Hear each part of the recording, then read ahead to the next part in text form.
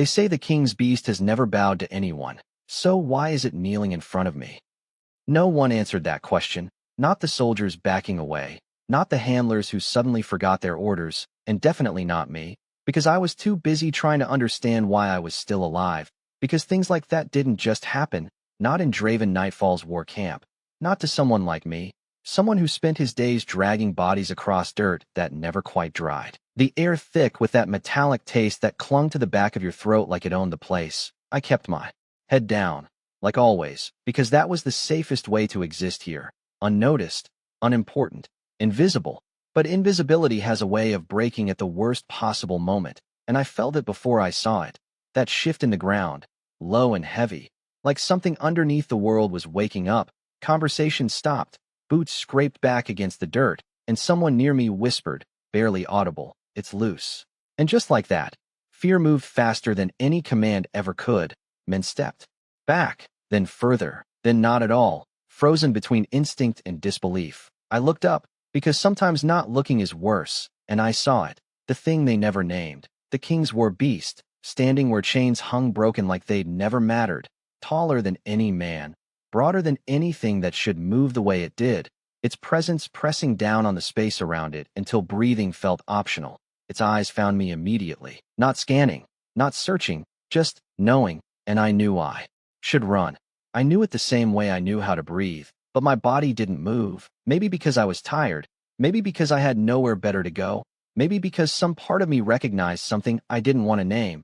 It moved, fast enough that the air shifted around it, closing the distance between us in a heartbeat, and I thought, this is it.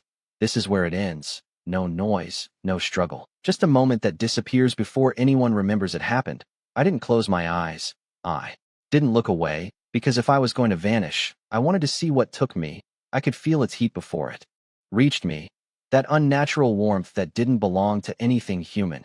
And then it stopped, right in front of me, so close I could see every detail, every scar, every line that made it something more than just a weapon. My hand lifted before I could stop it, slow, careful, like I was reaching towards something that might break if I moved too fast. I didn't know why I did it. Maybe because it didn't feel like it wanted to kill me. Maybe because for a second, it felt like it was waiting. My fingers touched its skin, rough and hot, like stone that had learned how to breathe, and everything went still, no sound, no movement, just that contact, that impossible pause. It lowered its head, not forced, not commanded, just chose to, and the silence around us shifted into something else entirely. Disbelief, confusion, fear wrapped into one, and then a voice cut through it all, low, controlled, impossible to ignore, "Don't move." And the world listened. The beast didn't move, didn't even breathe differently, just stayed exactly where it was, and I turned, because I already knew who it was. You don't mistake that kind of presence. Draven Nightfall stood a few feet away, dressed in black that caught the light just enough to remind you he didn't need armor to be dangerous. Everything about him was controlled, precise, like nothing in this world had ever made him hesitate, except maybe now, because he wasn't looking at the creature that could tear through a battlefield. He was looking at me, and that was worse, because being seen by him felt like standing too close to something that could decide your fate without a second thought. He stepped closer, slow, deliberate, and the space around him seemed to tighten. Like even the air knew better than to get in his way. He stopped in front of me, close enough that I could feel the heat of him. The scent of cedarwood and cold iron settling into my lungs whether I wanted it to or not. His hand lifted, fingers brushing under my chin, tilting my face up just enough that I had no choice but to meet his gaze. My body reacted before I could stop it. Not fear, something worse, something familiar, and I hated that more than anything. "Look at me," he said, and I did, because looking away suddenly felt like surrender. There was a flicker in his eyes, brief, almost nothing, like he hadn't expected me to hold his gaze. "Interesting," he murmured, and I forced my voice steady, even though my pulse wasn't. "Just someone trying to survive," I said, and for a second, I thought that might be enough, that maybe I would fade back into the background where I belonged. But then he smiled, faint, sharp, like he'd just found something worth keeping. "Then you just became mine," he said, and behind me, the beast lowered itself further, as if agreeing, and I felt it then, not fear, not exactly, something deeper, something that settled under my ribs and refused to leave. I kept my breathing even, my expression still, because there were things I couldn't let him see. Not now. Not ever. Especially not when my body betrayed me again. A faint, almost unnoticeable pull low in my abdomen. Gone as quickly as it came. Easy to ignore if you didn't know what it meant, and no one here did. No one could. I made sure of that, because whatever had tied me to him once before was a truth I couldn't afford to let surface. Not here. Not like this. Not when the most dangerous man in the world was looking at me like I belonged to him. And for the first time, I realized something far worse than dying on this battlefield. I might not get the chance to disappear anymore. They did not ask, and I did not resist, because in a place ruled by someone like Draven Nightfall, resistance was not bravery. It was a mistake people did not get to learn from twice. Take him, he said, and even though his voice never rose, it carried through the space like something solid, something that settled into your bones and stayed there. The soldiers moved this time without hesitation, though I could still see it in their eyes. That flicker of doubt, not about him, never about him, but about the creature still at my side. I slowly pulled my hand away from its face, expecting the moment to break, expecting it to remind everyone what it was capable of, but it did not.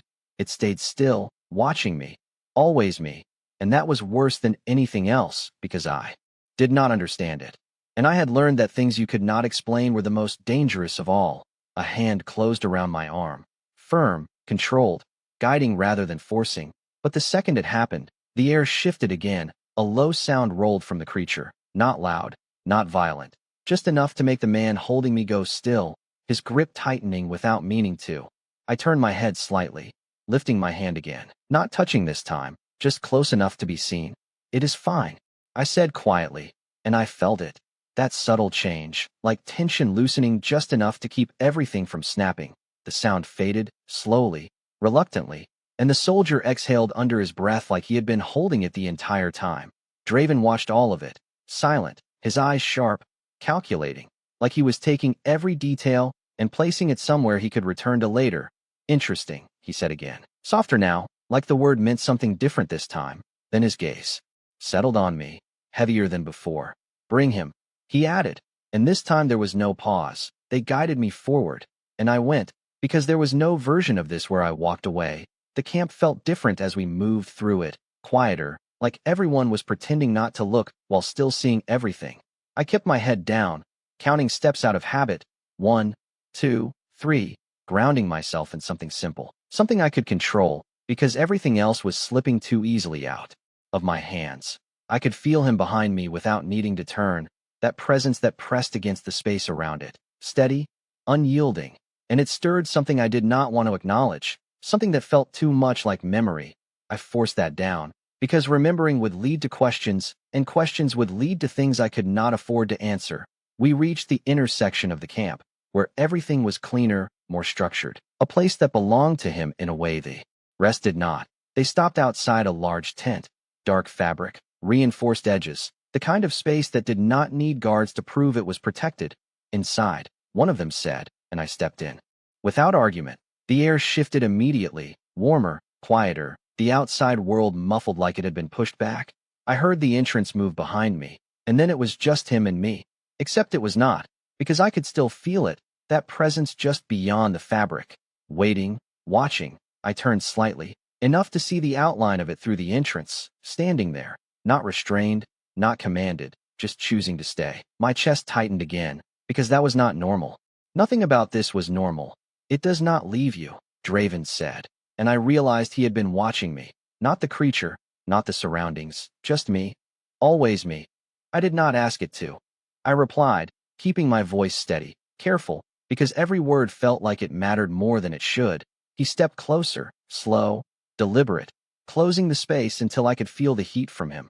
That scent, cedarwood and something colder beneath it, grounding and sharp at the same time. His hand moved. Not to my face this time, but to my wrist, fingers wrapping around it with controlled pressure, and my body reacted before I could stop it. A brief, unmistakable flicker of familiarity, like something in me recognized the contact before my mind could deny it. I stilled instantly, forcing everything else down, but it was too late. I saw it in his eyes, that shift, subtle but real, his attention sharpening, his gaze dropping briefly to where his hand held mine, then returning to my face, more focused than before. You feel, He paused, just long enough to matter. Familiar.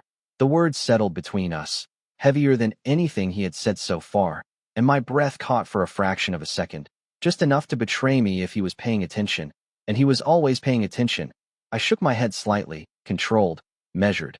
You are mistaken, I said, and I kept my tone even, neutral, like it did not matter. Like he had not just stepped too close to something I had buried for a reason. His grip did not tighten, but it did not loosen either, and for a moment, it felt like the space between us had narrowed into something dangerous, something neither of us fully understood.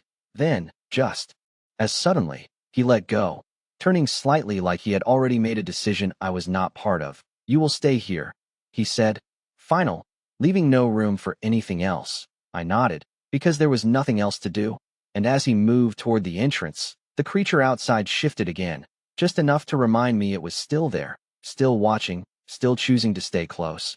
I pressed my hand lightly against my side, subtle, instinctive, grounding myself in something no one else could see. Something that changed everything. Because if he remembered, if he ever connected what he felt to what had already happened, nothing would stay the same, and I was not sure survival would be enough to protect me from that. I did not sleep. Not really. The kind of rest you get when your body gives up before your mind does, sitting there in a space that did not belong to me, listening to the quiet outside that was not truly quiet because I could still feel it, that presence just beyond the thin barrier of fabric, steady, unmoving, waiting. It had not left, not once, and I was not sure if that was meant to comfort me or warn me. I shifted slightly, adjusting my position on the low bench, careful with every movement. Careful with everything now, because nothing here was accidental. Not anymore.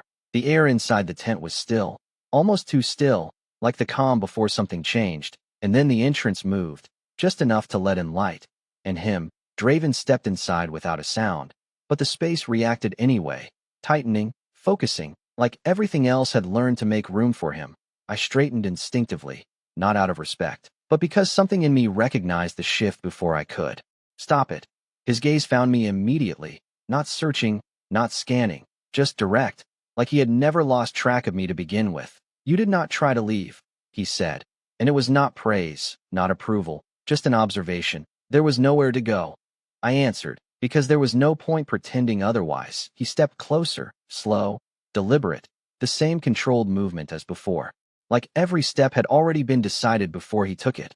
I felt it again, that pressure, that awareness, my body reacting before my thoughts could catch up, and I forced myself to stay still, to keep my breathing even. His eyes did not leave mine, and I realized then that this was not a conversation, it was an evaluation. Stand, he said, and I did, without hesitation, because refusing would only make things worse, and I had no intention of giving him a reason to push harder than he already was. He circled slightly, not fully around me, just enough to shift the angle, to see me from a different perspective, like I was something he needed to understand, not a person. Not yet. His hand lifted again, and this time it settled briefly against my shoulder, not gripping, not restraining. Just there, a point of contact that should not have meant anything, but did, the warmth of it sinking in too easily, too familiarly, and I hated that. I hated that my body remembered something my mind refused to acknowledge. The creature listens to you, he said, voice low, thoughtful. It chooses to. I replied, because that distinction mattered, even if I could not explain why. His fingers shifted slightly, sliding from my shoulder down along my arm, slow, measured, stopping again at my wrist, the same place as before, like he had decided that was where the answers were. My pulse reacted immediately, faster than I could control, and I saw it again. That shift in his gaze, sharper now, more certain, like he was no longer guessing. You are hiding something, he said, not accusing, just stating a fact he believed he had already proven. I held his gaze, steady, even as everything in me tightened. Everyone here is, I answered, because that was the truth, just not the whole truth. His thumb pressed lightly against the inside of my wrist, right where my pulse was strongest, not enough to hurt, just enough to feel, and for a second, the world narrowed, the contact too precise, too deliberate, like he was testing something he could not name yet. Here. Scent, he continued, quieter now, closer. There is nothing there. I did not move, did not react, because I had practiced this, had lived this, had survived because of it. That is why I am still alive, I said, and that part was not a lie. His eyes did not leave mine, searching, measuring, and then, without warning, he stepped closer, close enough that the space between us disappeared, his presence overwhelming in a way that had nothing to do with size or strength, just certainty, just control. I felt it then, sharper this time. A sudden, unexpected shift low in my body, like something tightening and releasing all at once, brief, but enough to make my breath catch, just slightly, just enough. His hand stilled against my wrist, his gaze narrowing. "What was that?" he asked, and it was the first time his voice carried something different, not command, not control, but curiosity edged with something else, something I did not want to name. I pulled my hand back slowly, careful not to make it look like I was pulling away, just adjusting, just normal. "Nothing," I said, and I made sure it sounded like nothing, like it meant nothing. But I could feel it, that shift in the air, that moment where something had almost been uncovered, and then the entrance behind him moved, a shadow passing, the creature outside stepping closer, just enough for its presence to press into the space again, like it had felt it too, like whatever had happened had not gone unnoticed. Draven did not turn, did not look away from me, but I saw it in the slight tilt of his head, the way his attention sharpened even further, connecting pieces I could not see yet. "It reacts when you do," he said quietly, and that was worse, because it meant he was starting to understand the pattern, even if he did not know what it meant yet. I said nothing, because anything I said would only give him more, and silence was the only thing I still had control over, for now. His gaze held mine for a moment longer, then shifted, just briefly, toward the entrance, acknowledging the presence without needing to face it, before returning to me, steady, certain, like he had already decided this was not over, not even close. "We'll test that," he said, and there it was, the next step, the next move, and I felt it settle in my chest, that quiet, unavoidable truth that whatever this was, whatever had started the moment he looked at me, like he recognized something he could not place, it was only going to get harder to hide, and I was already running out of ways to do it. He did not give me time to think about what that meant, not really, because the moment the words left his mouth, everything shifted into motion, not chaotic, not rushed, but deliberate in a way that made it worse, like this had already been decided long before I stepped into his tent. "Come," Draven said, and it was not a request. I followed because I knew better than to hesitate now. The entrance opened, and the outside air felt sharper than before, colder, carrying that familiar weight that pressed against my chest, and it was there, exactly where I knew it would be. The creature stood a few feet away, still, silent, watching, not the guards, not the surroundings, just me. Always me. Draven walked past it without a glance, as if its presence was expected, as if nothing about this was unusual. But I saw it, the way its posture shifted, subtle, almost imperceptible, tracking him, measuring him, and something in me tightened at that, because this was not just about me anymore. This was becoming something else, something neither of them fully controlled. We stopped in an open section of the camp, not far, maybe 30 feet from the tent, enough space for everyone to see, but not close enough to interfere. A few soldiers lingered at the edges, pretending to work, pretending not to watch, but I could feel their attention, heavy and curious. Draven turned to face me, his expression unchanged, calm, certain, like this was just another task to complete. "Stand there," he said, indicating a spot a few steps away from him. I moved without argument, positioning myself where he wanted, because arguing would not stop this. It would only make it worse. The creature remained behind me at first, then shifted, slow, controlled, closing the distance until it stood just a few feet to my right, not touching, not crowding, just there, like it had decided that was close enough. Draven's eyes flicked toward it briefly, then back to me, and I knew he was noting the distance, the positioning, the way it placed itself in relation to me without being told. "Do not move," he said, and this time it was not directed at the creature, it was directed at me. I held still, every muscle controlled, every breath measured, because something about the way he said it made it clear this was not just observation anymore. This was a test. He stepped back, just slightly, increasing the space between us, and then, without raising his voice, he gave the command, "Come here." It was directed at the creature, not me, and for a second, nothing happened. The air tightened, that quiet, heavy stillness pressing in from all sides. Then the creature moved, one step, then another, slow, deliberate, its attention shifting between him and me, like it was calculating something I could not see. I felt it then, that pull, subtle but undeniable, Like something inside me reacting before I could stop it. My chest tightened, my breath catching just slightly, and I fought it, forced it down. Because this was exactly what he was looking for, exactly what I could not afford to show. The creature took another step toward him, and something twisted low in my body, sharper this time, enough to make my fingers curl slightly at my sides. Not enough for anyone else to notice, but enough for me, and maybe enough for him.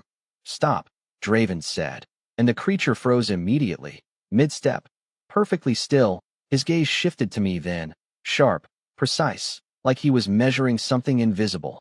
Again, he said quietly, and the creature moved once more, but this time, I felt it sooner, stronger, a sudden wave of tension that made my breath hitch before I could control it. Just a fraction, just enough. What is it? He asked, and this time there was no distance in his voice, no neutrality, just focus, direct and unyielding. I shook my head, small, controlled. Nothing, I said, but the word came out tighter than I wanted, and I knew he heard it. I knew he saw it, because his eyes narrowed slightly, not in anger, not in frustration, but in recognition, like he had just confirmed something he had suspected. It is not nothing, he said, and then, before I could respond, he stepped forward again, closing the distance, his presence overwhelming in a way that made everything else fade. His hand reached out, not to my wrist this time, but lower, hovering for just a second before settling lightly against my side, just above my hip, not pressing, not restraining, just there, and everything in me reacted at once, too fast, too strong, my breath catching sharply, my body tensing in a way I could not fully hide, and behind me, the creature responded instantly, a low, deep sound rolling through the air, not loud, but enough to make the soldiers at the edges take a step back. Draven did not move his hand, did not pull away, his eyes locked on mine, searching, certain now. There, he said quietly, that is where it begins. My heart pounded hard enough that I was sure he could feel it, sure he could see it, and I forced myself to stay still, to not react further, because this was too close, far too close.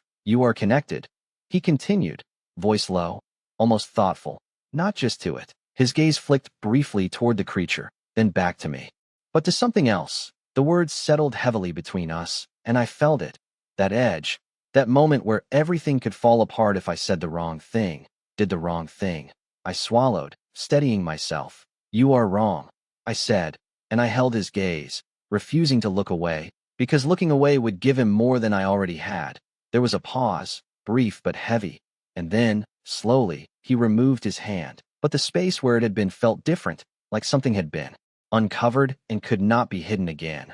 We will see, he said, and this time, there was no doubt in his voice, no uncertainty, just a quiet certainty that made something cold settle in my chest. Because this was no longer just curiosity, no longer just interest, this was pursuit, and I was running out of ways to stay ahead of it.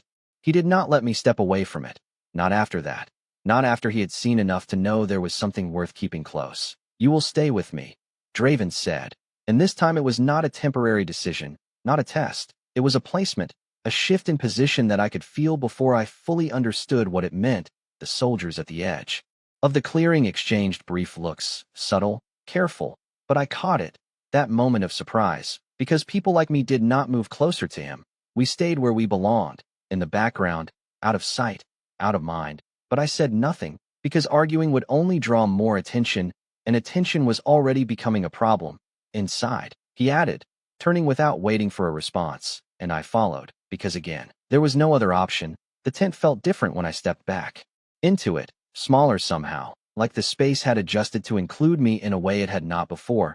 I stayed near the edge at first, instinctively keeping distance, but his voice stopped that immediately. Closer, he said, not looking at me as he moved toward the table in the center, and I hesitated, just for a second, before stepping forward, closing the space until I stood within arm's reach, too close. The word flickered through my mind before I could stop it, and I pushed it down, because thinking like that would only make this harder. The entrance shifted again, and I did not need to turn to know it had followed, that it was there, just outside, just within reach, always within reach. Draven's hand rested briefly against the table, then stilled, like he had paused mid-thought, his head tilting slightly, listening, not to the camp, not to the movement outside, but to something else, something I could not hear. It does not leave you. He said again, quieter now, more certain. Neither do you. I replied before I could stop myself, and the words hung there, heavier than I intended. His gaze shifted to me slowly, deliberate, like he was turning a page he had already decided to read. No, he said after a moment, voice calm, steady. I do not. There was something different in that, something that settled deeper than a simple answer, and I felt it. That shift, subtle but real. Like the space between us had changed again. I looked away first, because holding that gaze felt like giving him too much, and I could not afford that. Not now. Not when he was already too close to understanding something I needed to keep hidden. A movement outside caught my attention, and I turned. Slightly, just enough to see it through the opening. It had moved closer again, not inside, not crossing whatever line it had set for itself, but close enough that I could see its eyes, steady, focused, watching, always watching. It responds to you, Draven said, stepping closer again, not enough to touch, but enough that I could feel the shift in air, the weight of him at my side. You respond to it, I said, because that was also true, whether he wanted to admit it or not. His gaze flicked toward the entrance for a brief moment, then back to me, sharper now, more focused. Not like that, he said, and there was something in his tone, something quieter, more controlled, like he was holding something back. I felt it again then, that subtle pull low in my body, sharper this time, lingering longer than before, and I stilled, forcing my breathing to remain even, because this was happening too often now, too close together, and that meant it was becoming harder to hide. His attention shifted instantly, like he had felt it without seeing it. Again, he said softly, not a command, not directed at the creature this time, but at me, at whatever reaction he had just noticed. I shook my head slightly, controlled. There is nothing, I said, but even to my own ears, it sounded thinner than before, less certain. His hand lifted, slowly, deliberately, and for a second, I thought he would reach for my wrist again, but he did not. Instead, his fingers hovered just above my side, close enough that I could feel the heat of them without contact, and my body reacted anyway.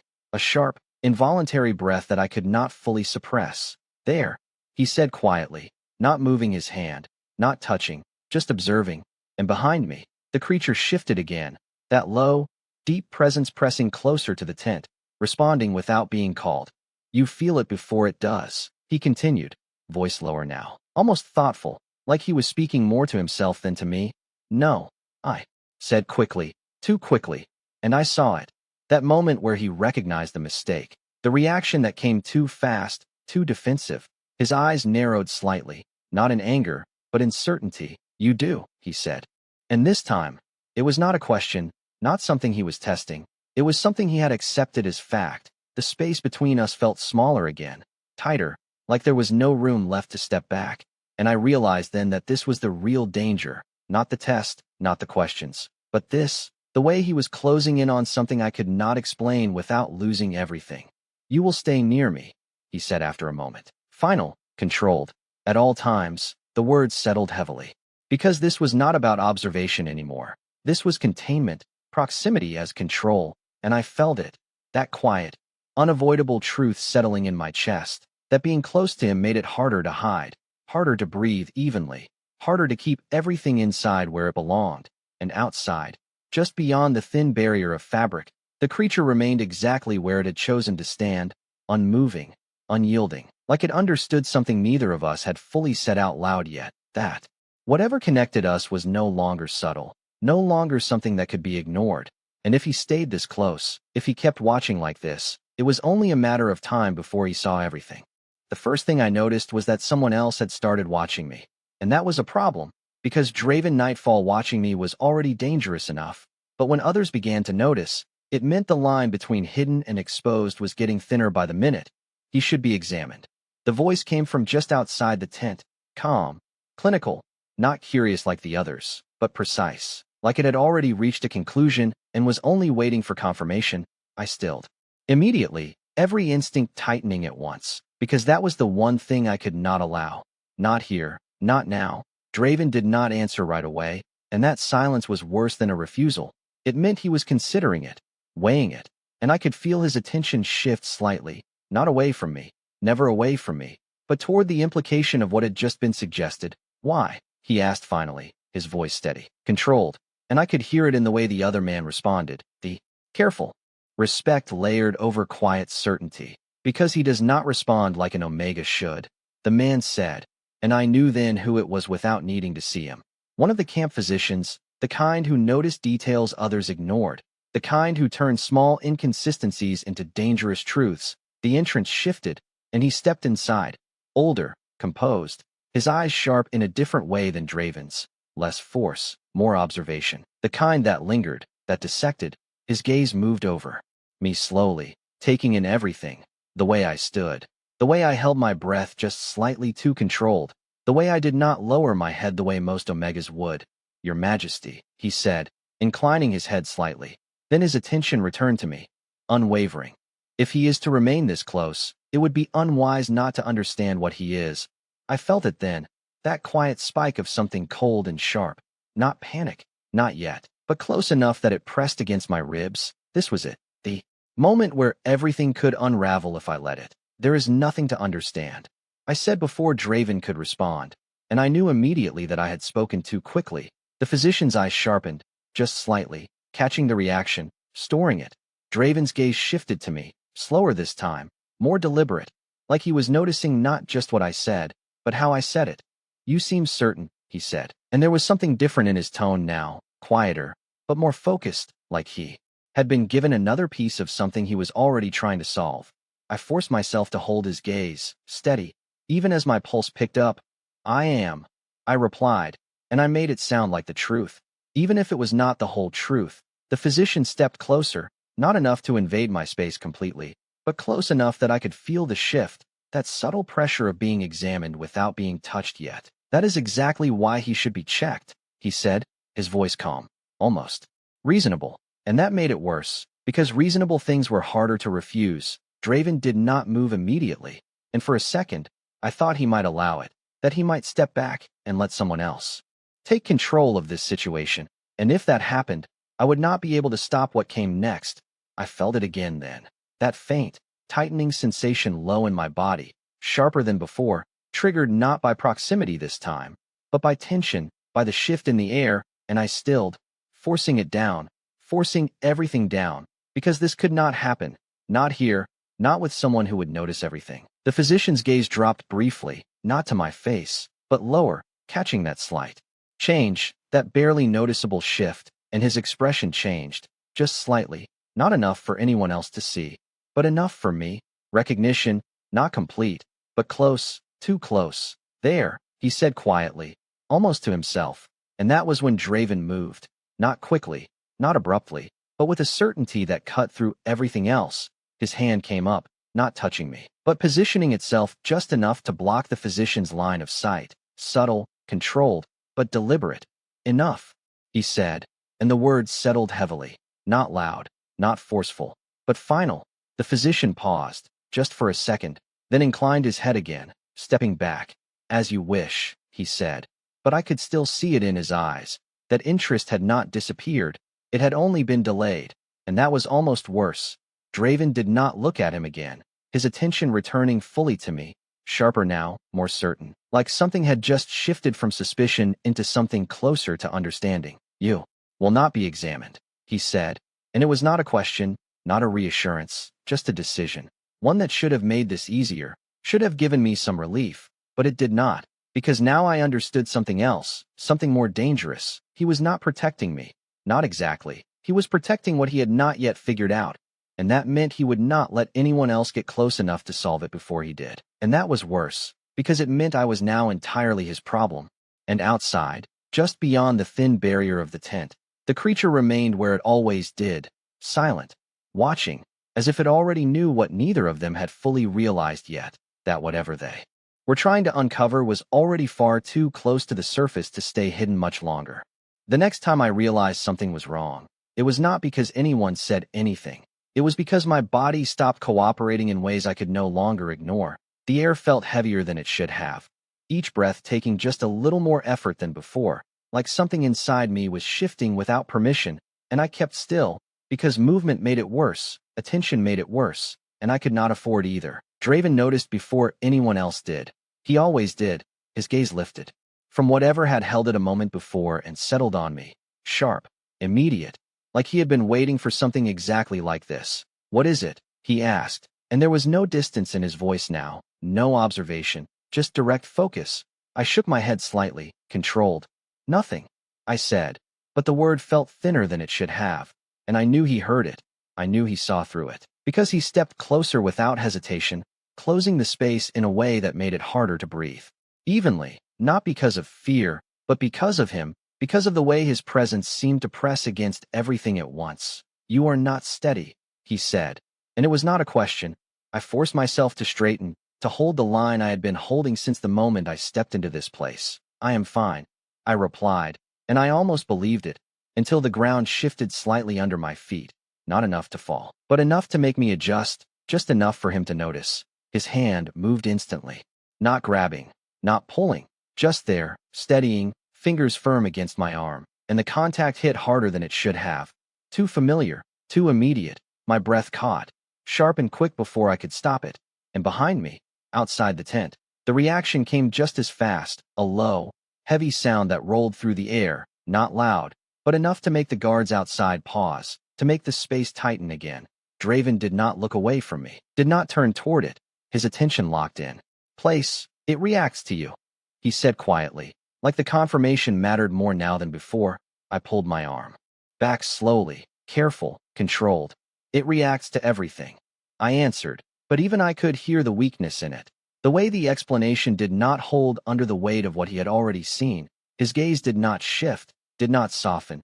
If anything, it sharpened further, like he was narrowing in on something he refused to lose. "Not like that," he said, and there was something in his tone now, something lower, more certain, like he had crossed a line internally and could not go back. I turned, slightly, needing space, needing something to ground myself. But the moment I moved, that same tightness returned, sharper, more insistent, and I stilled again, my hand instinctively pressing against my side before I could stop it. The motion small, subtle, but not invisible, not to him, never to him. Silence fell, heavy and immediate, and I knew before I looked up that he had seen it. "There," he said, quieter now, but more certain than anything he had said before. "You keep going back to that place." My hand dropped instantly, like it had been caught doing something it should not have. "It is nothing," I said again, but this time the words felt hollow even to me. His hand lifted, slower this time, deliberate, like he was choosing each movement carefully, and for a second, I thought he would touch me again, press into that same place, force a reaction I would not be able to hide. But he did not. He stopped just short, hovering, waiting, watching, and somehow that was worse, because it meant he did not need to touch to know, he only needed to see. "You are not well," he said, and this time it was not observation, not suspicion. It was something else, something closer to concern, though it was buried under layers of control. I shook my head, faster this time, the motion sharper than I intended. "I am fine," I repeated, but my voice did not hold the same weight anymore, and I could feel it, that shift, that loss of control slipping through my fingers no matter how tightly I tried to hold on. Outside, the creature moved closer again, just enough that its presence pressed against the tent like a second shadow, responding to something it could not see but clearly felt, and that made it worse, because now it was not just him watching, not just him noticing, it was both of them, both sides of something I could not fully explain. "Sit," Draven said suddenly, and this time the command came faster, sharper, without the measured calm he usually held. I hesitated for half a second, then lowered myself onto the bench, because refusing would only draw more attention, and I needed less of that, not more. He stepped closer again, not stopping this time, his hand finally settling against my side, firm but controlled, not forcing, just enough to confirm what he already believed, and my body reacted instantly, a sharp intake of breath I could not hide, not this time, and outside. The response came just as fast, heavier now, more insistent, like a warning building under the surface. "Enough," he said quietly, not to me, not to anyone inside, but toward the space beyond the tent, and the sound outside faded, slowly, reluctantly. His attention returned to me immediately, closer now, more focused than ever. "You are not leaving my sight," he said, and there was no question in it, no room to argue, just a decision already made. "Not until I understand what this is." The words settled heavily, because this was no longer about curiosity, no longer about testing. This was control tightening, closing in, and I felt it, that unavoidable truth settling deeper in my chest. That whatever I was trying to hide was no longer just at risk of being discovered, it was already being uncovered, piece by piece, and I was running out of ways to stop it. The moment the tent opened again, I knew it was not going to be simple this time. The air shifted in a way that felt sharper, more deliberate, like whatever had been held back before was no longer willing to wait.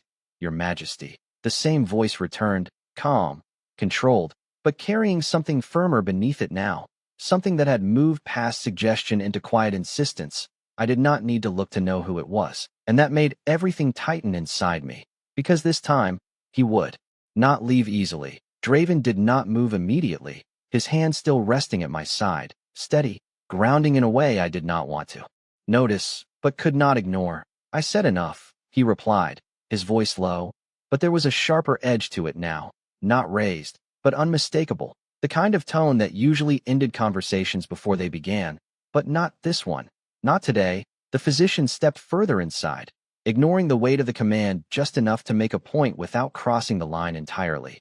And I obeyed, he said evenly. But this is no longer a matter of curiosity. His gaze flicked to me, then lower, just briefly, just enough to make my chest tighten again.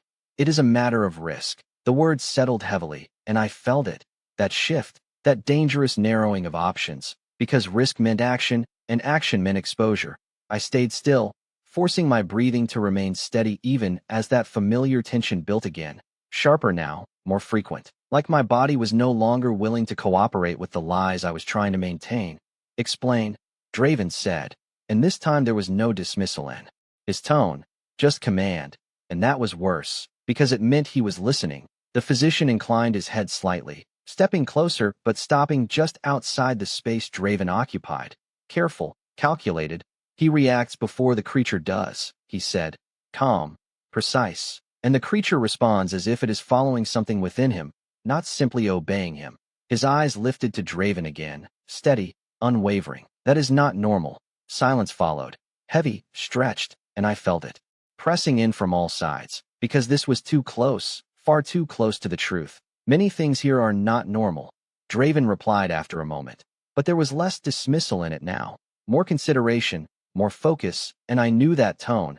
I had heard it before, long ago, when he had been trying to understand something he could not control, something he did not like not understanding. Then all the more reason to examine him, the physician said, and this time, there was no softening it, no careful distance, just quiet certainty. I felt it then, that sharp, sudden drop inside my chest, like something had slipped too far to recover. Not now. The thought hit hard, fast, and I held on to it. Because if I let it go, everything else would follow. Draven's hand shifted slightly against my side, not tightening, but not moving away either, and I realized he had felt it. That sudden change, that spike I could not fully control anymore. His gaze moved to me, slower this time, more deliberate, searching. You are getting worse, he said quietly, and there was no question in it, no uncertainty, just observation layered with something else I could not name yet. I am not, I replied, but my voice did not hold, not the way it had before, and I saw it. The moment he stopped believing the words, not fully, not anymore. The physician took another step forward, just enough to shift the balance again. Your Majesty, he said, and this time there was urgency beneath the control. If this continues unchecked, it may become unstable. The word hit harder than the last one, because unstable meant unpredictable, and unpredictable things were never tolerated here. Draven did not respond immediately, and that silence stretched too long, too heavy, until finally, he moved, stepping forward, not away from me, but closer, placing himself fully between me and the physician without making it obvious, a subtle shift that blocked the line of sight again, but more completely this time, more intentionally. He is not your concern, he said, and the finality in it was absolute, no room left for argument. The physician stilled, just for a moment, then inclined his head again, slower this time, but I could still see it, that calculation, that quiet refusal to let it go entirely. As you command, he said, but the interest in his eyes had not faded, only deepened, and I knew this was not over, not by a long shot. Draven did not look at him again, his attention returning fully to me, sharper now, more intense than before, like the interference had only narrowed his focus further. Sit, he said again, but this time the command was softer, not less firm, but different, edged with something closer to intent than control. I was already sitting, but I did not argue, did not correct him, because the way he said it made it feel like something more than just a position, like he was anchoring me there, keeping me within reach, within sight, within control. I lowered my gaze briefly, not in submission, but because holding his gaze now felt like standing too close to something I could not step away from anymore. And I felt it again, that tight, unavoidable truth settling deeper in my chest, that this was no longer just about hiding something. It was about how long I could keep it from being taken apart piece by piece. Because now there were two of them watching, one with patience, one with precision, and between them, I was running out of time. It happened faster than I could stop it. One moment I was still holding everything together, forcing my breathing into something steady, forcing my body to cooperate just a little longer, and the next, everything slipped, not dramatically, not all at once, but enough that I could not pretend it was nothing anymore. My vision blurred slightly at the edges, the space around me tilting just enough to make it impossible to stay completely still. I tried to correct it, tried to straighten, but my balance did not follow, and this time, I did not catch it before someone else did.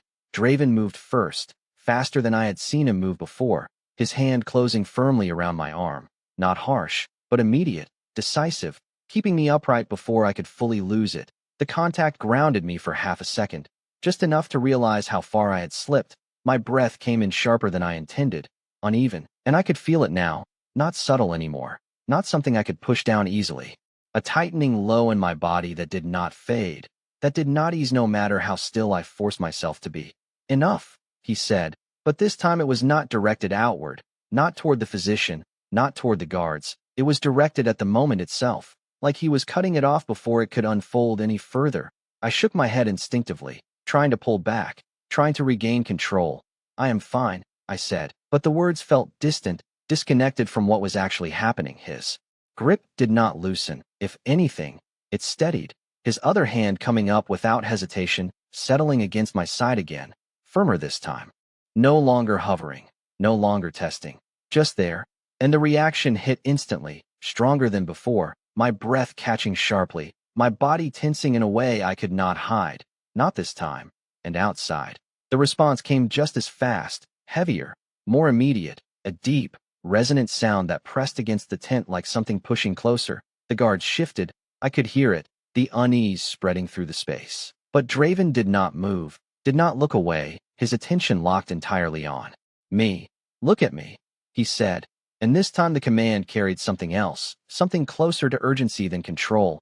I did not want to, but I did, because refusing felt impossible now. His eyes were sharper than I had ever seen them, focused in a way that made everything else disappear, like he was trying to see through me rather than just at me.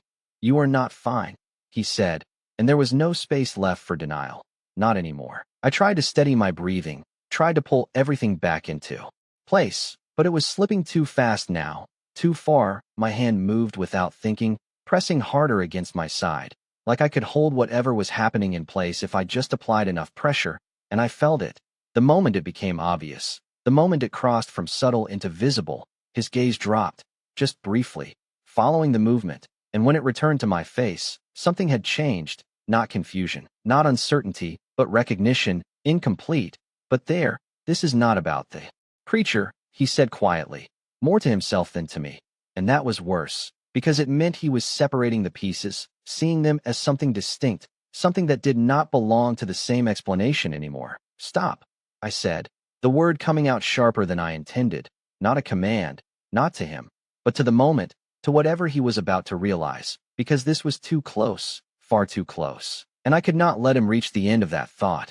His grip tightened slightly, not enough to hurt, but enough to hold me in place when I tried to pull back again. Stay still, he said, and this time the command was softer, but more absolute than anything he had said before, like he was anchoring me there, not just physically, but in that moment, keeping everything from slipping further out of control.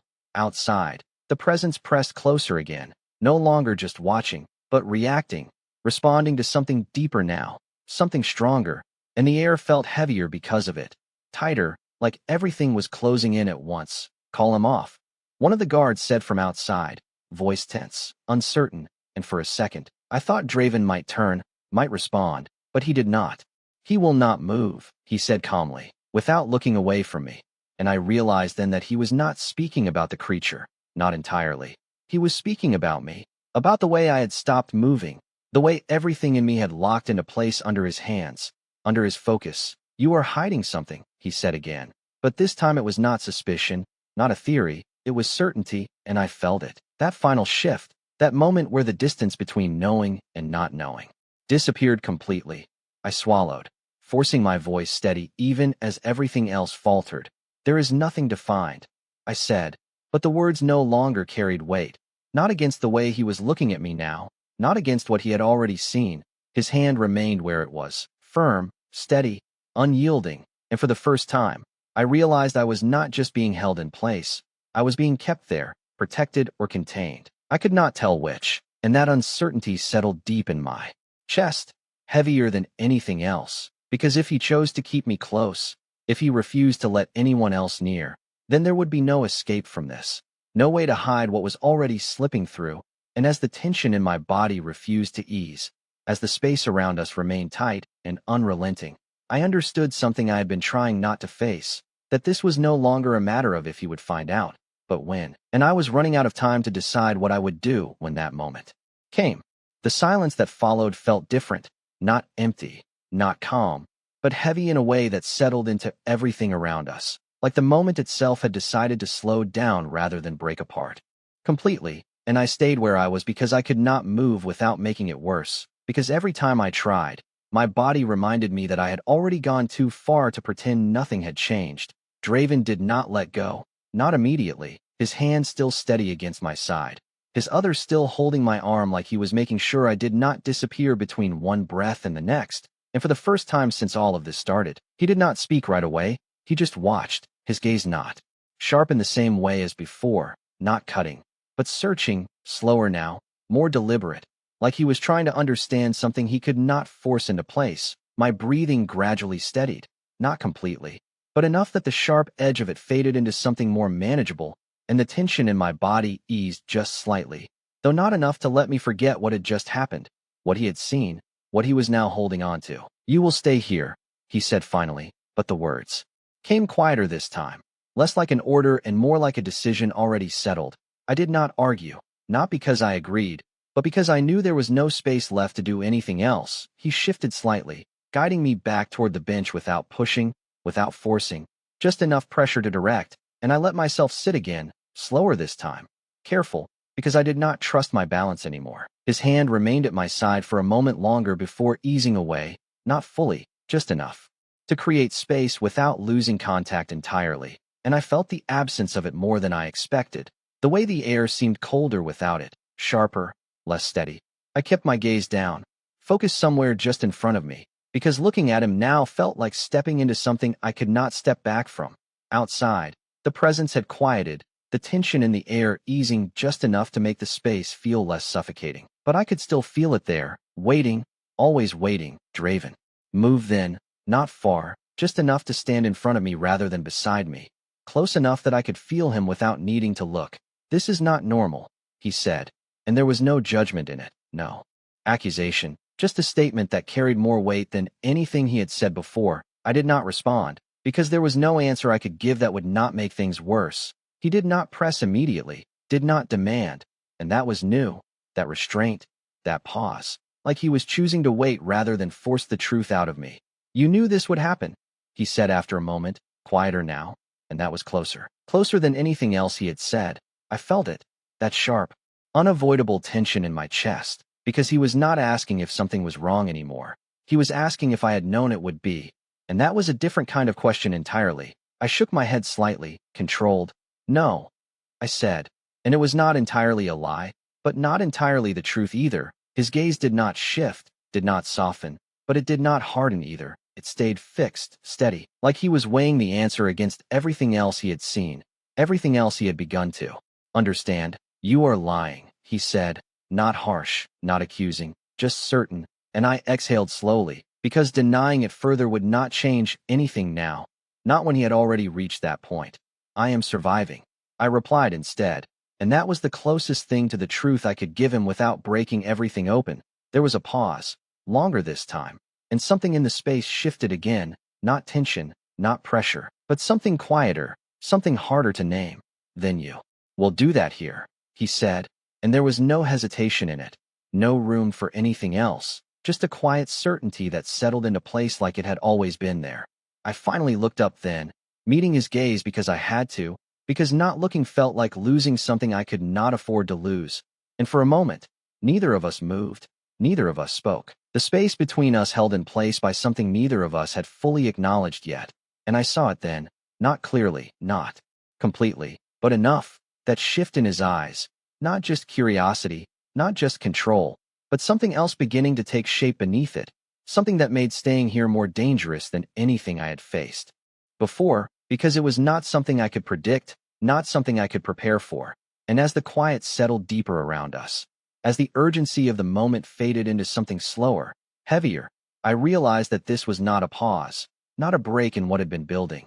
It was a change, a shift into something more complicated, something that would not end quickly, and if I stayed this close, if I let this continue, it would not just be my secret at risk, it would be everything that came with it, everything I had been trying to keep buried since long before I stepped into this place, long before he looked at me like he was starting to remember something he should not. The quiet did not feel empty anymore. It felt full, like something had settled between us without being spoken, and I could not decide if that made it easier or worse. Draven had not moved far, not even a few feet, but the space between us felt different now, smaller without actually closing, like something invisible had shifted into place. And I stayed where I was because moving felt like it would break something I did not fully understand yet. My breathing had steadied, mostly, the sharp edge of it fading into something manageable again.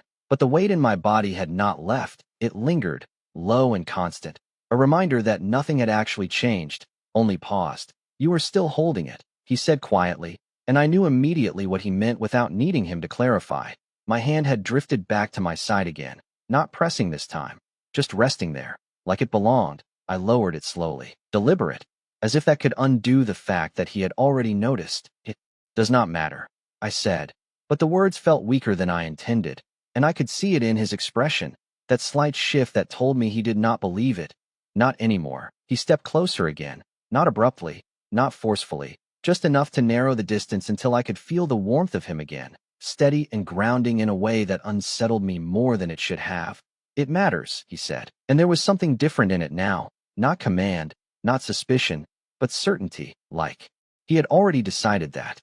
Whatever this was, it was no longer something he would ignore.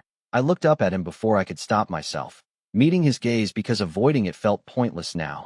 And for a moment, neither of us spoke, the silence stretching, not tense, not sharp, but heavy in a way that felt almost deliberate, like it was giving something space to surface. His hand lifted again, slower this time, more careful, and I saw it, the hesitation, brief but real, before his fingers settled lightly against my side. Once more, not pressing, not testing, just there, and the reaction came, softer than before, not sharp, not overwhelming, but present enough that I could not pretend it was not happening. My breath shifted slightly, not enough to break, just enough to change, and his gaze followed it, not missing anything, not this time. You feel it differently now, he said, quieter, like he was noticing the change rather than forcing it. I did not answer, because there was nothing I could say that would not confirm what he was already seeing. His hand remained where it was, steady, and for a second, I thought he might press further, might push until whatever he was searching for became clear, but he did not. He held there, like he was choosing not to cross that line, at least not yet. I have seen this before, he said suddenly, and the words landed harder than anything else, sharper, unexpected, and my chest tightened immediately. Not from the reaction in my body this time, but from something deeper, something older. No, I said quickly, too quickly, and I felt it. That crack, small but real, because this was not something I could deflect as easily as everything else. His gaze sharpened instantly, catching the shift, locking onto it.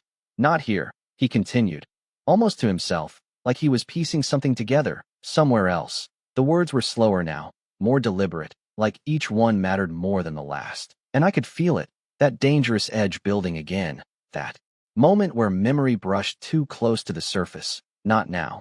The thought hit hard, immediate, and I held on to it, because if he followed that path any further, there would be no stopping it. You are mistaken, I said, forcing the words out steadier than I felt, but they did not land the way I needed them to. Not when he was already looking at me like that, like he was seeing something that did not belong to the present.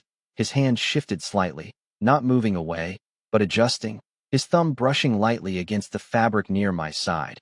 Not enough to trigger a strong reaction, just enough to confirm what he was already thinking. You did not react the first time like this, he said, and there was no accusation in it, just observation layered with something deeper, something that made it clear he was comparing now, measuring changes, tracking patterns. You were not this. He paused, searching for the word, and for a second, I thought he might say something that would push everything too far, but instead, he exhaled quietly, affected. The words settled between us, softer than it should have been, and somehow that made it worse, because it meant he was choosing. His words now, choosing how far to push, how much to take at once. I stayed still, forcing myself not to react, not to give him anything else to work with, but the silence stretched again, and this time it felt different, not just heavy, but fragile, like something was balancing on the edge of breaking without quite tipping over. If I let them examine you, he said slowly, and my chest tightened immediately. The reaction sharp and unavoidable. They will see what I am starting to see. His gaze did not leave mine, not even for a second, and I do not think I want that. The words were quiet, but they carried more weight than anything he had said before, because this was not just about control anymore, not just about understanding. This was a choice, one made without fully knowing why, and that made it more dangerous than anything else. I held his gaze, unable to look away now even if I wanted to, because something in that moment had shifted too far to ignore, and as the quiet settled around us again, slower, deeper, I realized that this was no longer just about hiding from him. It was about what would happen if he chose not to look away. The moment stretched too long, balanced on something fragile that neither of us had fully touched yet, and I could feel it, that subtle shift in him, not in movement, not in position, but in the way his attention held, sharper and quieter at the same time, like he was listening for something beneath what he could see. And I stayed still because moving now felt dangerous in a different way, not because it would reveal something physical, but because it might confirm something he was already beginning to remember. His hand remained where it was, steady against my side, no longer testing, no longer searching, just there, and that was worse, because it meant he did not need to push anymore. He only needed to feel. Say it again, he said quietly, and for a second I did not understand. The request too simple, too precise. What? I asked, but my voice was already tighter than I wanted it to be. His gaze did not shift, did not waver. What you said before, he continued, slower now, deliberate. About surviving. The word landed. Differently this time. Heavier, like it carried something more than just meaning, like it belonged somewhere else, somewhere neither of us had spoken about yet. I hesitated, just for a second, because I understood now. Not fully, but enough. He was not asking about the word. He was asking about the way it had sounded, the way it had felt, the way it had matched something he could not quite reach. I said I was surviving. I repeated, careful, controlled, but the moment the words left my mouth, something changed, not in me, but in him. His expression stilled completely, not tightening, not softening, just stopping, like something had locked into place behind his eyes, and for a brief second, I saw it. Not clearly, not completely, but enough, a flicker of something that did not belong to this moment, something older, something that should have stayed buried. His hand shifted slightly against my side, not pulling away, but pressing just enough to anchor himself, not me, and his gaze dropped, just briefly, following the line of where his hand rested, and then returned to my face, sharper now, more focused than before. You said that before, he said, and this time it was not a question. Not even uncertainty, it was recognition, incomplete, but undeniable. My chest tightened instantly, not from the reaction in my body this time, but from something deeper, something that hit too close to what I had been trying to keep hidden. No, I said quickly, but the denial came too fast, too automatic, and I saw it again. That shift in his gaze, that narrowing that meant he had caught it, that he had seen through it. Not here, he continued, quieter now, like he was speaking through the memory rather than to me. Somewhere else. The words echoed what he had said before, but this time they carried more weight, more certainty, like he was getting closer, Too close. Not like this. The thought hit hard, sharper than anything before, and I forced myself to hold his gaze, to not look away, because looking away would confirm everything he was already piecing together. You are remembering something that is not real, I said, and I made the words steady, grounded, something he could hold on to instead of whatever he was reaching for. But even as I said it, I knew it would not be enough. Not now. Not when he was already this close. His hand remained steady, but his grip shifted slightly. Not tighter, not restrictive, just more certain, like he was grounding himself in the contact, using it to hold on to whatever thread he had found. You were there, he said, and this time, the words were softer, almost distant, like he was not fully here anymore, not entirely present, and for a moment, the air between us changed again, not heavy, not tense, but charged with something that felt too close to the past, too close to something I could not let surface. My breath caught, not from the reaction in my body this time, but from the weight of what he was saying, from how close he was getting without even knowing it. You are mistaken, I said again, but the words felt thinner now, less solid, because this was no longer just about denial. This was about holding back something that was already pushing forward on its own. His gaze did not leave mine, not even for a second, and I could see it, that struggle, subtle but real, like he was trying to pull something into focus that refused to fully form. His hand shifted again, this time sliding just slightly along my side, not enough to change position, just enough to follow the line of where my body had reacted before, and the moment he did, the reaction came again, sharper than before, unexpected, my breath catching visibly this time, and outside, the presence responded instantly, the tension pressing back into the space like something waking. There, he said quietly, and this time the word carried something different. Not discovery, not curiosity, but confirmation, like two separate things had just aligned into something he could not ignore anymore.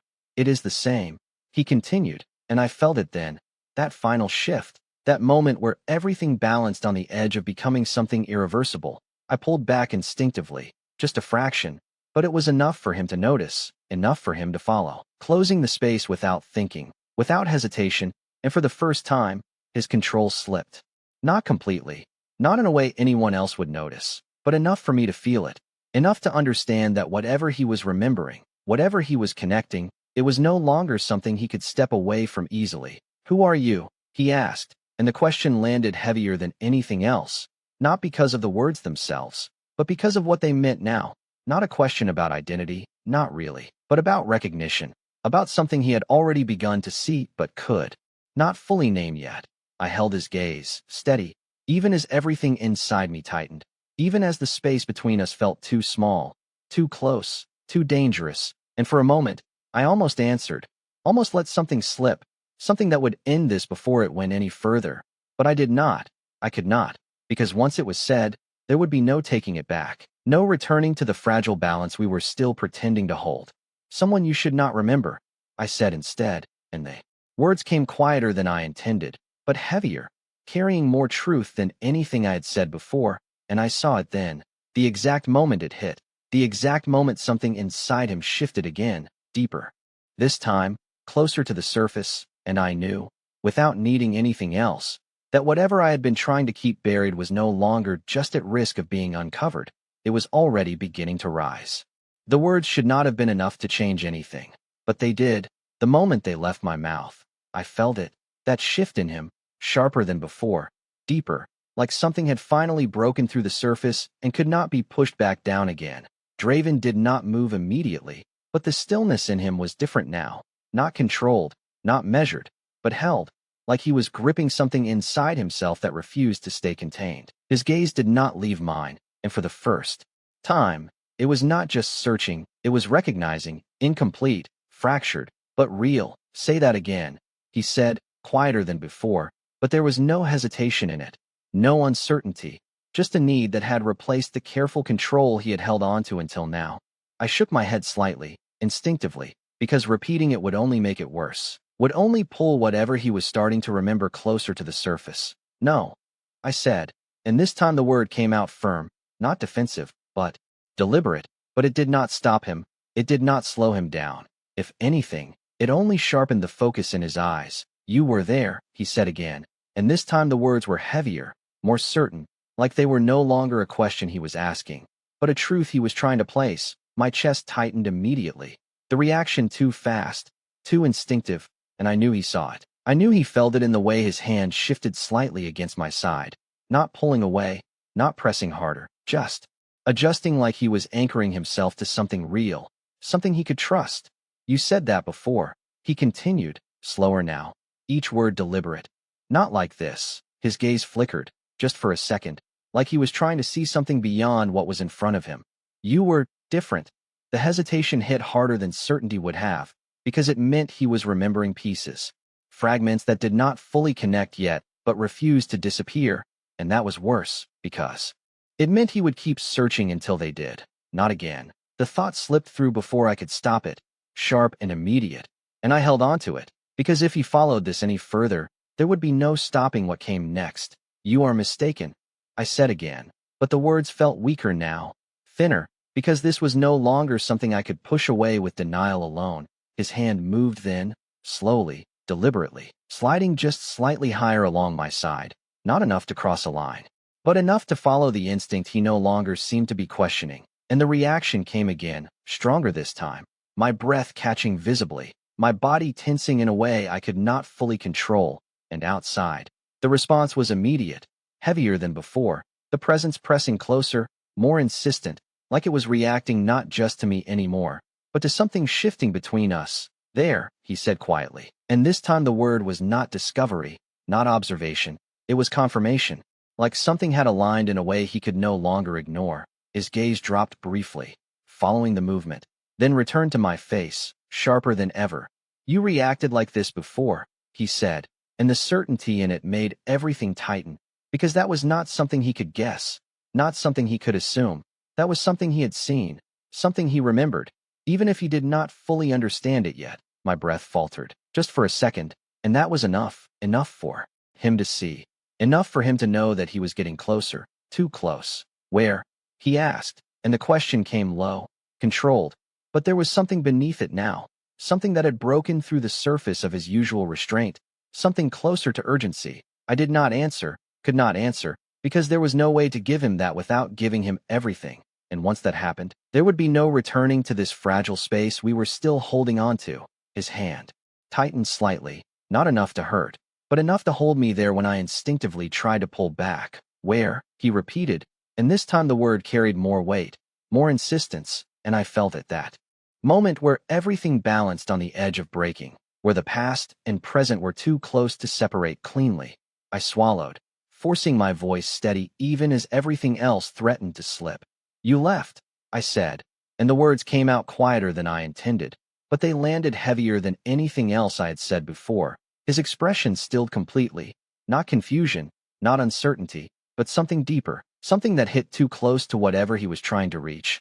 I did not, he said immediately, instinctively, but the certainty in his voice did not match the shift in his eyes, did not match the way something flickered there, something that did not align with what he believed. You did, I replied, and this time I did not look away, did not soften it, because if this was going to break, it would not be because I was still pretending it could be held together. His hand remained where it was, steady but no longer as controlled as before, like he was holding on to something that was slipping through his fingers. That is not possible, he said, but the words lacked weight, lacked the absolute certainty he usually carried, and that was enough. Enough to tell me that whatever he was remembering, whatever he was starting to piece together, it was already pushing against what he thought he knew. You were not supposed to forget, I said quietly, and the moment the words left my mouth, everything changed. The space between us tightening, the air shifting, like something had finally been said that could not be taken back. His breath stilled, just for a second, and then I saw it.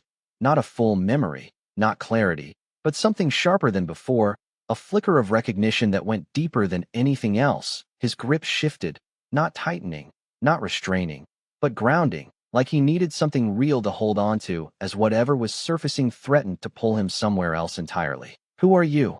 He asked again, but this time the question was different, not searching, not uncertain, but demanding something real in return for what he had just been given. And I held his gaze, steady, even as everything inside me tightened, even as the truth pressed too close to the surface to hold back much longer.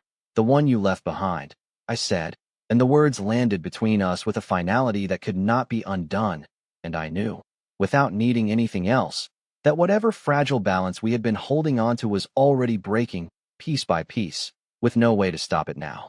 For a moment, neither of us moved, and the world seemed to narrow into the space between his hand on my side and the words that still hung in the air, heavy and irreversible.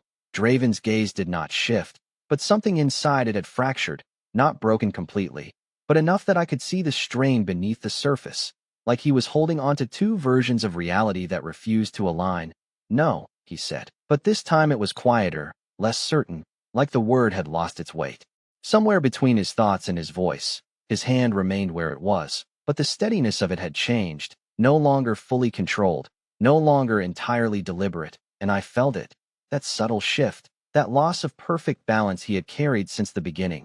His gaze dropped briefly, just for a second, following the line of where his hand rested, and something flickered there, not fully formed, not clear, but enough to make his breath catch in a way he could not fully hide.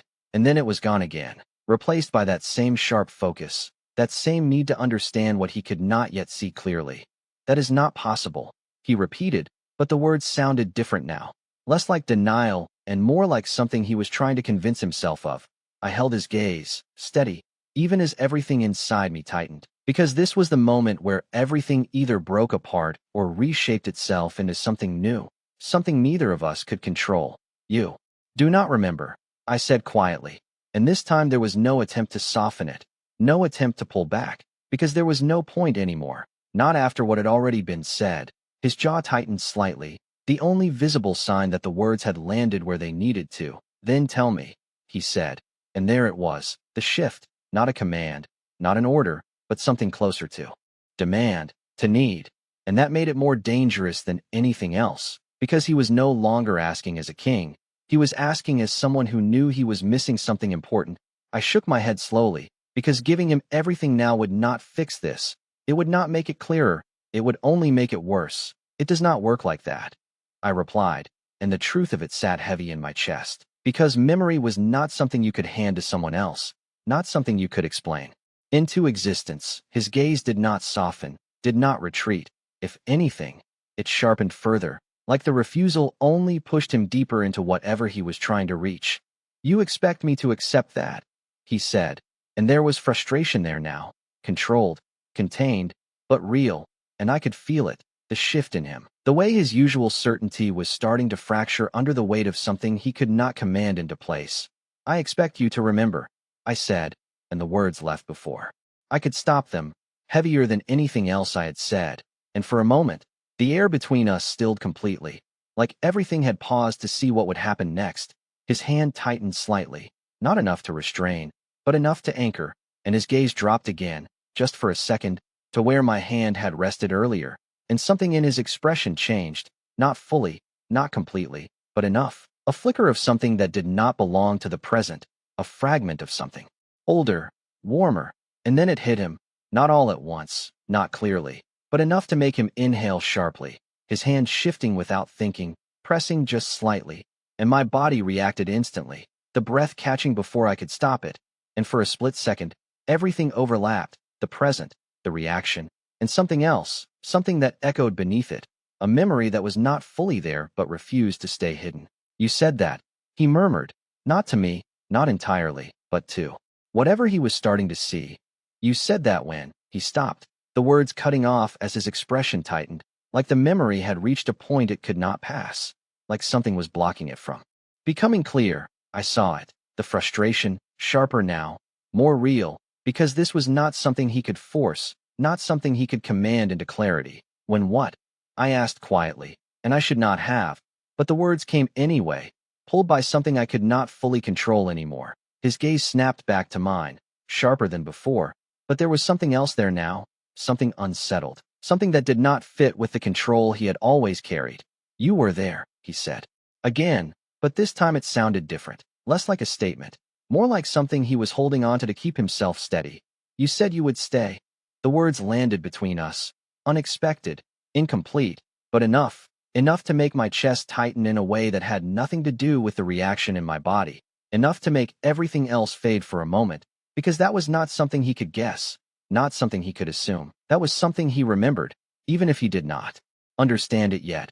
I did, I said, and this time I did not deny it, did not try to redirect it, because there was no point anymore.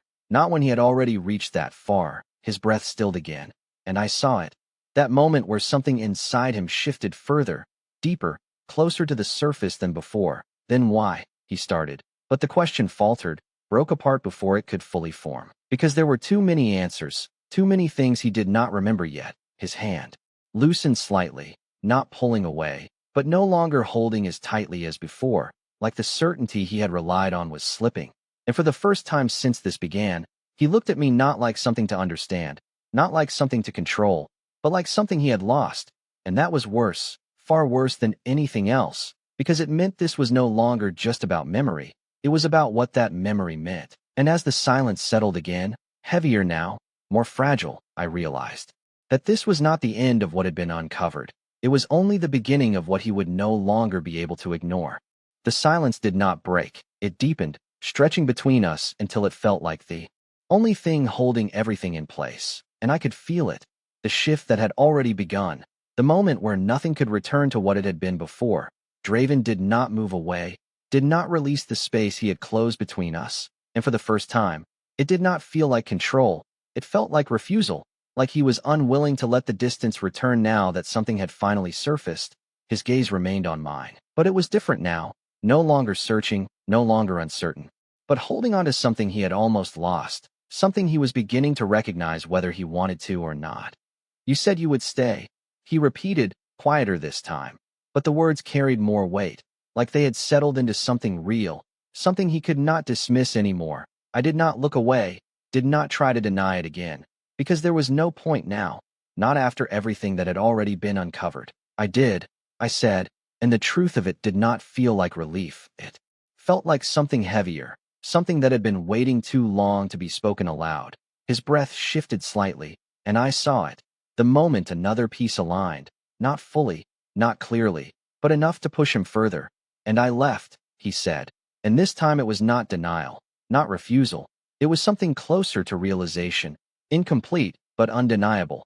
The words hung between us, heavier than anything else, because they were his, not mine, and that made them real in a way nothing else had been. I felt it then, that quiet, sharp pull in my chest, not from the reaction in my body, not from the connection that had been building all this time, but from something deeper, something that had never fully faded. You did, I answered, and this time there was no edge to it, no accusation, just truth, and that made it worse, because there was nothing left to push against, nothing left to deny. His hand shifted slightly, not pulling away, not tightening, just adjusting like he was grounding himself in the present while something in the past continued to rise.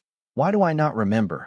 He asked, and the question came quieter than anything else, not demanding, not commanding, but searching in a way that felt unfamiliar, vulnerable in a way I had never seen from him before.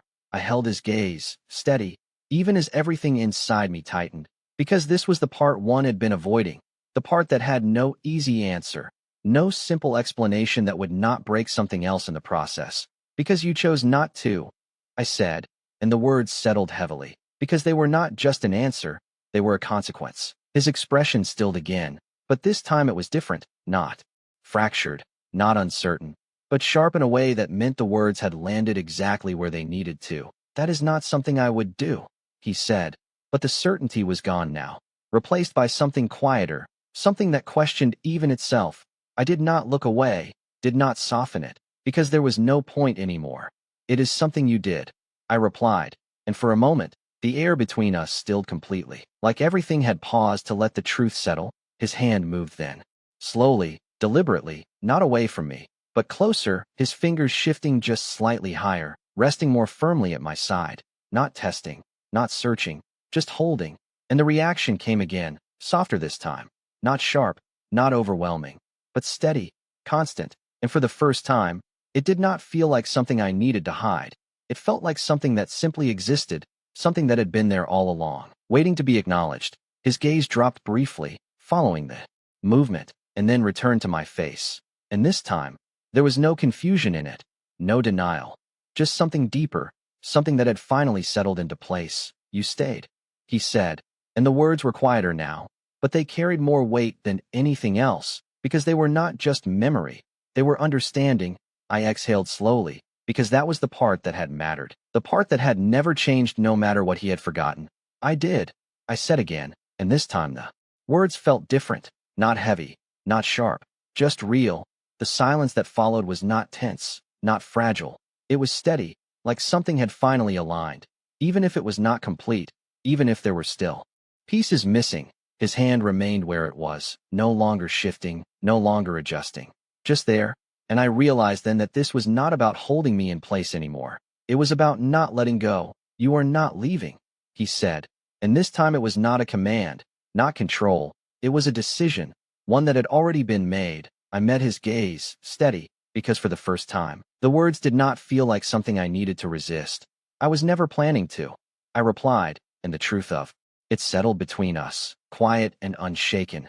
Outside, the presence that had been watching, waiting, finally stilled completely, not tense, not reactive, but calm in a way it had not been before, like whatever had been pulling at it had finally settled. And for the first time since all of this began, the space around us did not feel like it was closing in. It felt like it was holding, steady and unyielding. And as the quiet stretched, no longer fragile, no longer uncertain, I understood that this was not the end of what had begun between us. It was only the point where neither of us would be able to walk away from it anymore.